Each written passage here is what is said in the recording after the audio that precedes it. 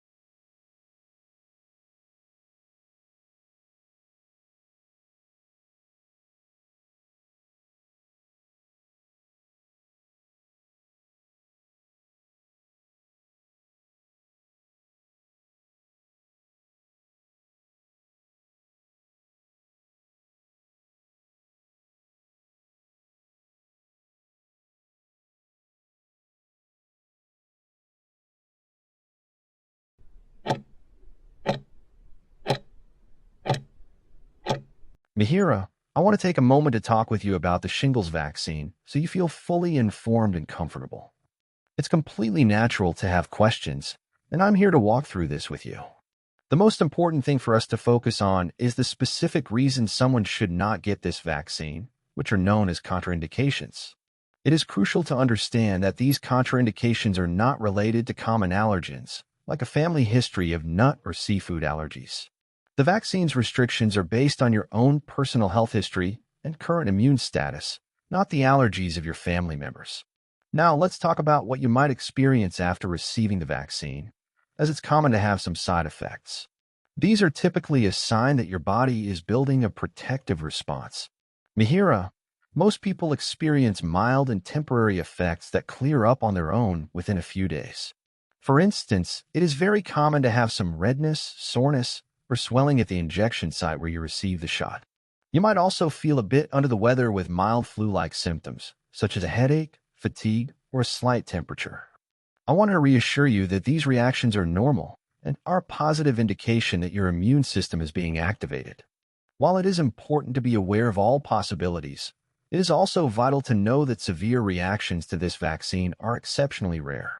The vast majority of people experience only the mild, temporary side effects I've described, and the protection the vaccine offers against shingles far outweighs these short-term discomforts.